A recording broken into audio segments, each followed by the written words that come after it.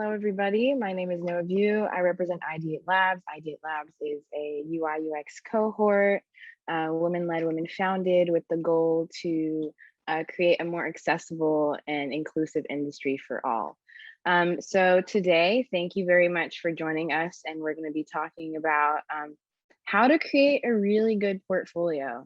So please, by all means, everybody, this is how I usually do things. If you have any comments, concerns, or even just want to add to what I'm saying, please, I feel like it adds to this presentation and makes it richer. So by all means, let me get started, share my screen. Let's hope, all right, give me a second. There we go. So thank you, everybody. So what makes a great resume? You probably ask yourself that. We all have a version of a resume. And one thing that I do want to say is that there is no end all be all format. There's not one format that works for everybody. There's very different formats. You can create a resume on different platforms. For example, if you are a UI UX designer, you can do it on Figma, you can do it on any Adobe XD, Word, PDF, text, really depends. You can use it and really create something that is personal to you while also making sure that it is and it does follow the rules that there are for resumes. Resumes are not as rich or as exciting as portfolios as they are straight to the point, but there is value to them. And there is always a way to kind of make it your own and then make sure that your personality kind of shines through it without it kind of deferring or deterring their eye. So when I say resumes and that there are very different types of resumes, some types of resumes are reverse chronological, functional, and combination. When I say reverse chronological, it basically is self-explanatory. You kind of go reverse chronologically, reverse chronological. And then from there, you explain your experiences, you explain your education, your skills. Functional is mostly, it focuses more on the skills. So how are these specific skills useful to what the job I'm looking for is now? So, and then combination, of course, is pretty self-explanatory, is a combination of chronological and functional, where you do highlight the skills that you've acquired and how they would be useful to the job you're applying for now, while also explaining chronologically what you've done to kind of show both of these things and create as a combination of both of the options that you have. So when it comes to writing, what we often say at Ideate Labs is that your resume is kind of like your marketing tool. What you are trying to do here is sell yourself. You are your own marketer. You are your brand. You are selling yourself. So you do have to make sure that through this portfolio, you are showing who you are as a person, kind of answering the question like, okay, cool. This is me, and this is why I'm good at what I do, and this is why I'm not better, but why you should hire me, let's say that. So, and then usually what we do recommend also is to customize your resume. And I'll explain it further just in a bit, but your resume should always be adapted to the job you are applying for. What that means is that with the job description, you kind of change it so that it kind of stands out to the recruiter, because there are certain words that they are looking for or certain words that'll catch their eye. Those are things that are very, very useful. So by all means, use that trick, and it's pretty amazing. Also, it is recommended, obviously, to do your research on the company that you are applying for. Maybe there are some tips and tricks that you can find on Google that they recommended when you fix your resume, or maybe you know that this specific company prefers resumes that look like this. There are different things and different ways to kind of conduct this research and make sure that your resume is the best that you can create and the best thing that you can create for the specific job. So when it comes to structure, make sure that it is a readable PDF or a Word document or something that is scannable by an applicant tracking system. Because if it's not readable, it kind of obviously beats the purpose. You don't really need objectives, references, but we have an aesthetic presentation. Well, for example, title first and then your company aligned, and then you use bullet points. But really, there is no end all be all. Whatever works for you, if you prefer switching that up, changing it up, those are different options. Emily asked, does including keywords from a job posting in your resume benefit your chances of being reviewed? Actually, it absolutely does. Those keywords are there for a reason. Within the job posting, there's a reason why those specific words kind of are there. So if you can like find the ones and put them in your resume, it will help it stand out. And the recruiter will be like, oh, okay, so I saw that this was in the job posting. Then, okay, so this person has it. That means that they have the skill that I'm looking for. Then, okay, then they should maybe get an interview. It's kind of like it's like a snowball effect if you use those keywords. Also, when it comes to bullet points, that's how you kind of explain everything that you've done.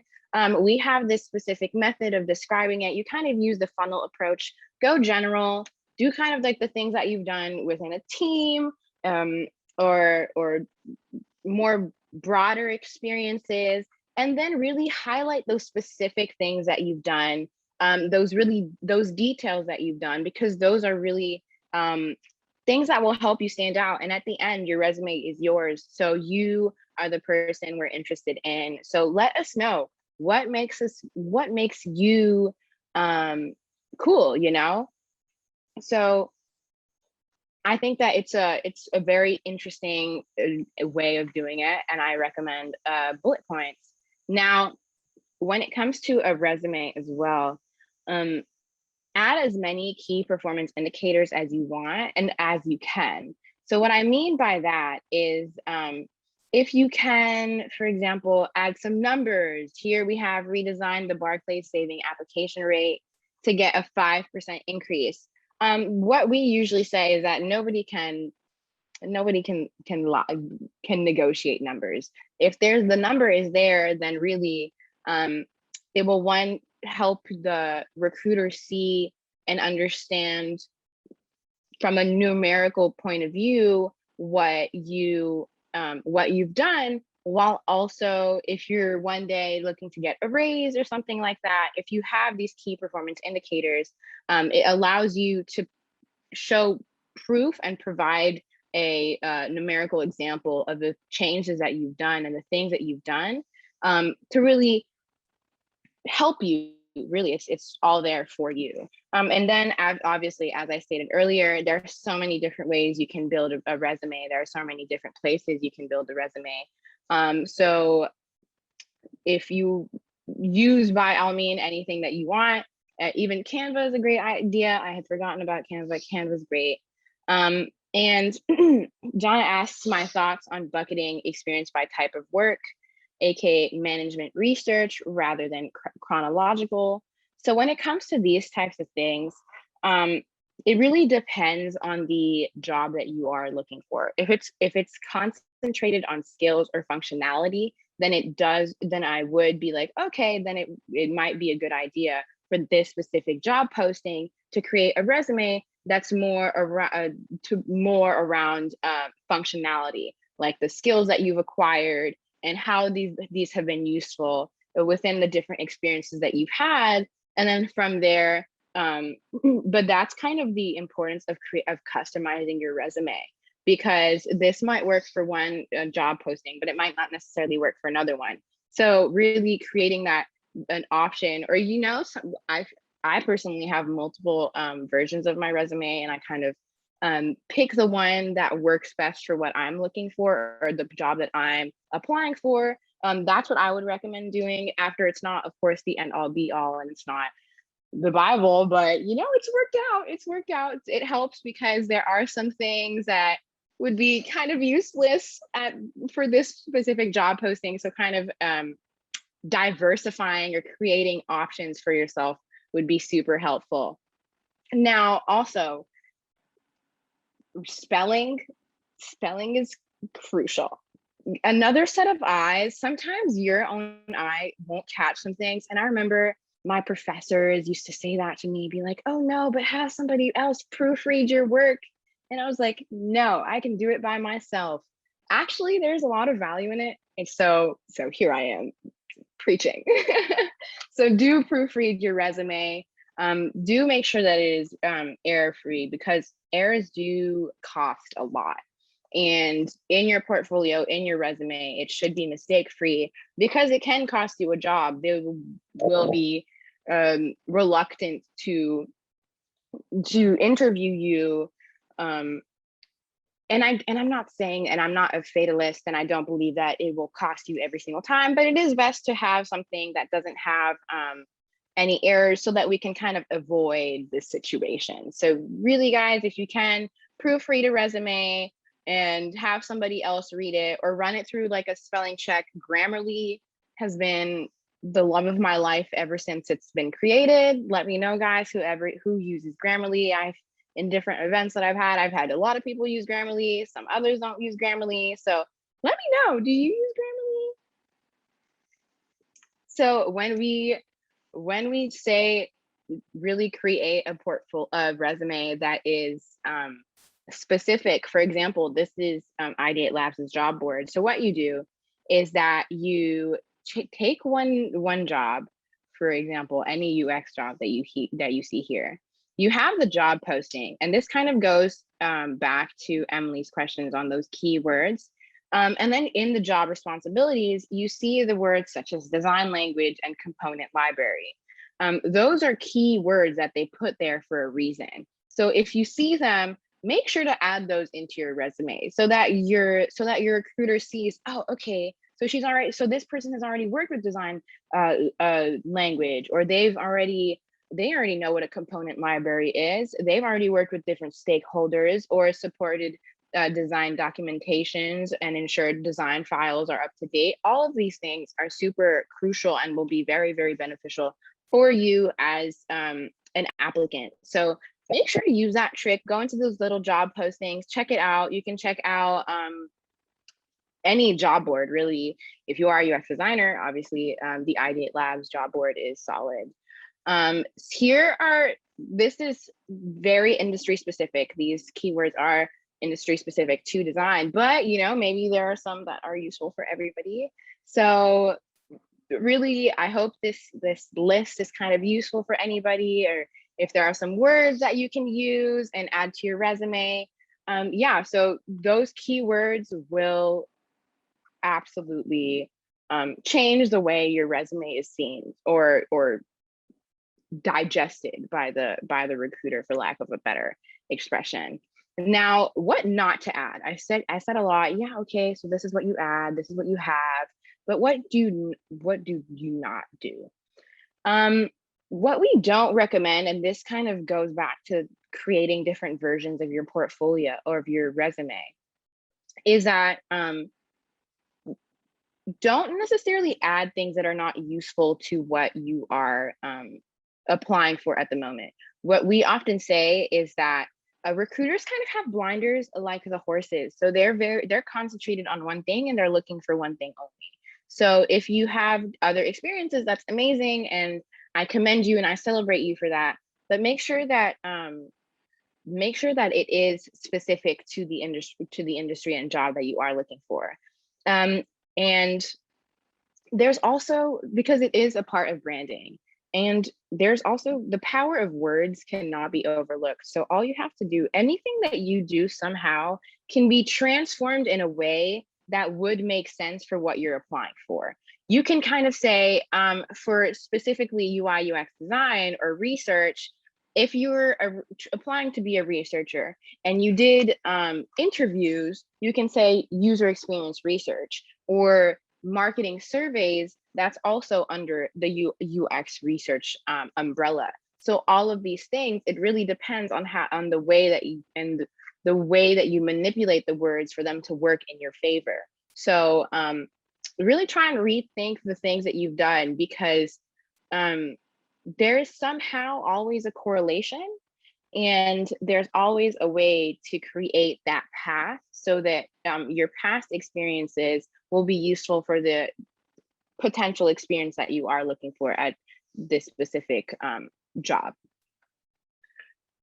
What we also don't recommend would be any type of non-readable material that the applicant tracking system will not be able to catch up on. It's like pictures or things that will just not be read. It's kind of useless. So try to make sure that everything on your resume, everything on your portfolio serves a purpose, because at the end, your recruiter has these blinders and they're looking for one thing specifically. And if you do have these specific pictures or something, if it is useful to what you are doing and to your resume, make sure that it is clickable, because we never like when you want to click on something and it doesn't work. It's just annoying. So you think about it when you're on a website and the website stops working or that button stops working, you're kind of like, okay, that doesn't work. So it's kind of the same thing with your resume. Make sure everything kind of has and serves a purpose for your recruiter. Now, also pictures. Now, this is actually your own picture. This has been a debate, because depending on the place that you are from, I understand that some places do recommend adding your photo, some places do not. I personally grew up in France, where they do add their photos on their resumes. However, sometimes it can cost you more than you think. And so really, if you can avoid a picture in nature, don't add it. Don't add it. People unfortunately do have natural born biases. So make sure to not put anything against you. So if you can remove your photo, that would be recommended. But I do understand that depending on the culture and the place that you are from, that resumes are done differently. So one trick that we do recommend is kind of like running your resume through an applicant tracking system. People, and I'm guilty of doing it, it's pretty solid, it's kind of useful. And you see how your resume is kind of standing against this specific job. For example, here, there's job scan. Job scan allows you to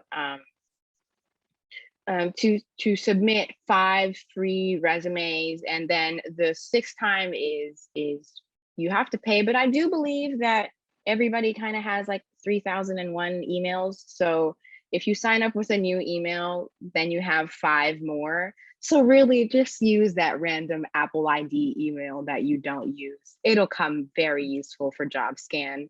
So this is kind of how job scan works. This is a screenshot of the website. What you do is that you take that job posting and then you upload that, you upload your resume, and then they're going to be side by side. The power of job scan kind of lies in the fact that that one, it's going to highlight things that you were missing. Obviously, that match rate is extremely irrelevant, and you're never going to get an 100% because it's so specific. But it kind of allows you to understand, okay, so this was missing. I hadn't seen this. Let me look into this.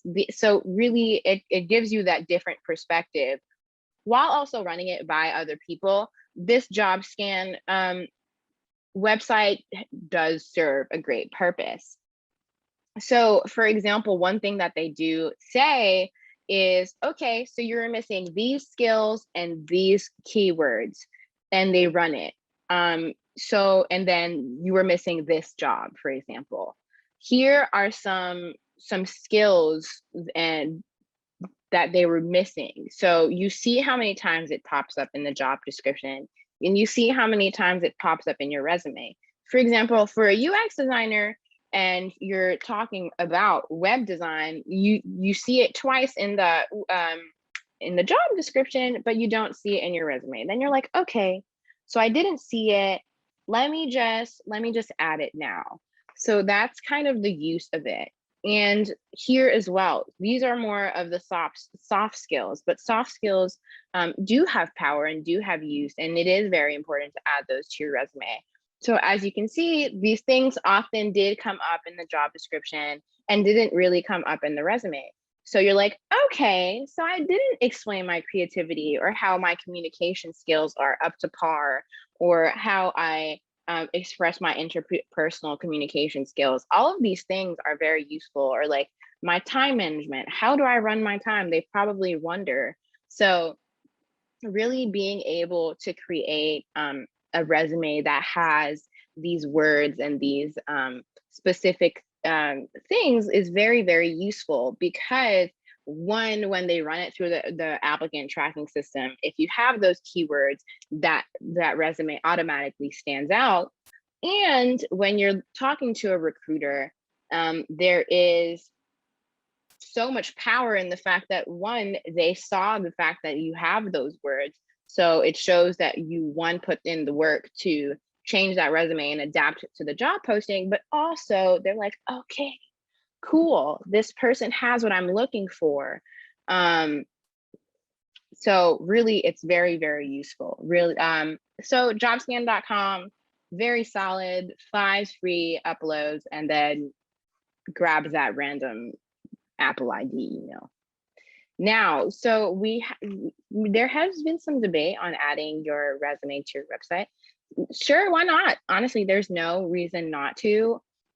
Just you make sure that it makes sense and its location does make sense. There's a way to kind of, you can create it and put it in a different page or make it downloadable. There are so many options. So make sure, and if you want, just add it. There are also very different ways of incorporating it into your website. So I'm going to show you some little different ways. Here we have Heather, who's kind of incorporated that directly into her introduction. How she mostly did that is that she explains what she does. She explains who she is as a person, while also adding those skills and saying that she is obsessed with working with different creatives, and she is a UX designer who has these specific skills. But also, Heather here is showing us who she is past a professional. She's also a human who enjoys health, self-care, music, and design. You know, there's always a way. She is connecting it absolutely to design, but she's also showing her personality and herself. I have seen some portfolios where people did absolutely have their resumes, but they really allowed for their personalities to kind of shine more on their websites. This one particular person loved cats, so their portfolio had cats everywhere. You know what? They loved it. I loved it for them. So as long as it really does, your portfolio is kind of where you can get a little bit more creative, but and portfolios do have use in different industries. So maybe you can get a portfolio or make one, you know, it depends. Here also we have Morgan. Morgan has a very different way of showcasing her skills and really showing what she's done. Oh, I apologize. The New York noise is so real right now. So for example, here, Morgan kind of chose to put everything at the bottom and really section everything so that it is in specific places. And she didn't incorporate it into her little introduction paragraph, but she adds some things in her paragraph while also adding more things in a more linear way of doing. So there's no right way to do this. There are very, very different ways, but when it comes to your resume, really just make sure that you do choose whatever method works best for you and the job posting that you are applying for, while also creating something of value and something that you are proud of, because this is to show your accomplishments, and you are your own marketer. I know I said this in the beginning, but your resume is absolutely a part of your branding, and the way that you do brand it and create it um, is a direct reflection of who you are as a professional. So guys, this was the end of my resume, um, what is it called? Presentation. If you guys have any questions, I'm here. Please let me know. I'm happy to answer anything. I hope this was of value to you. I hope that anything was inspiring for you. But yeah, if you guys have any questions, let me know. I'm happy to hear anything. Very grateful. Thank you. I hope this was helpful for everybody. If not, please let me know how I can help. And really, if you guys have some little insights for me, I love to hear it. I love hearing how we can inspire each other, and if there are some tips and tricks that I didn't know. I obviously don't have the whole rule book, so we're here to kind of feed off of each other. Yeah, thank you so much again for giving that talk. I found it so helpful, especially I'm applying to things and need to definitely update my resume. So these tips were super helpful for that. And actually, when you were talking, it made me think of a tip I read online earlier, where if someone is actually applying to, like, say, like a program at a school or something like that, or not even like at a certain school. You can actually like look at their resume services and see their templates, and that can like provide some insight to the place that you're applying to see what they look for, or what they provide for their um, I guess their students in general. So I think that is this a tip that I heard that I thought was helpful, so I thought I'd share. Yeah, that's actually that's an amazing tip. These schools have great career centers that usually students kind of overlook. I'm guilty of that. So I'm adding myself in that basket. But there are so many tools that are so useful, even if you don't necessarily go to that school. Kind of seeing that template and seeing the way that they write the resume, or how it's written, or checking it out. What my school kind of says is that there's kind of like a STAR method, like situation, task, action, and result. So that's kind of how you use that to really write what you've done, and use those action words to really give power to what you've done. And so great tool. I absolutely overlooked it until a couple of weeks ago. I was editing my resume and I was like, STAR method. So very useful. Emily asks, what's some advice for someone with very little experience, like a recent grad or someone who has worked 1 or 2 jobs? So I genuinely, everybody starts somewhere. Everybody sometimes will start with little to no experience. So really, if there's a way for you to make those experiences shine and be useful to what you are looking for in the future, then try and do that. That kind of connects directly to what I said about the power of words. If you do manipulate words to your advantage in a way that is in direct correlation with the thing that you are applying for, then that little experience, or those will be able to shine. Or if you're someone who doesn't have experience, what we do recommend is that add some classes that were relevant, add some projects that were relevant. If you are a graphic designer, for example, with no particular experience, but you did have to create a portfolio for a class, and it was like a project, and it's solid and it's very good, you can use that as a during a job. Or if for one class, if you created a business plan and you can kind of show your leadership skills because you were part of that team and you kind of led that team, and it shows your organizational skills and your time management and the way that you kind of play with numbers. All of these projects do have use. So grab those things, see what class was useful. If you're applying for like a marketing position, did you take fundamentals of marketing? Did you take more marketing classes? Did you do something in that marketing class that kind of allowed you to, will allow you to shine compared to other people? Will that be useful to you? These are kind of some like tips and tricks that you can do as a recent grad. I do know that it is always scary to kind of enter the workforce with little experience, but really everybody starts with little experience, and then experience comes with time. So don't think it is the end all be all. You will find experience and you will be able to build your resume. Things happen with time and things will happen in due time. I know we have a tendency of like freaking out, and I am the first to absolutely do that, but everything will work out. And it sounds very corny, like everything will work out. Everything will absolutely work out. You just have to make it work in your favor. But yeah, Mary, I'm very excited you're going to check out JobScan. JobScan is solid. But